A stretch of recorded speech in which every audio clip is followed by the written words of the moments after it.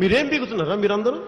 ఈ రోజున Vizag steel plant కార్మికులు కూడా చెప్తున్నాను ఈ సభాముఖంగా, వైజాగ్ స్టీల్ ప్లాంట్ ని ప్రైవేట్ పరం కాకుండా కాపాడే బాధ్యత మేము తీసుకుంటాం.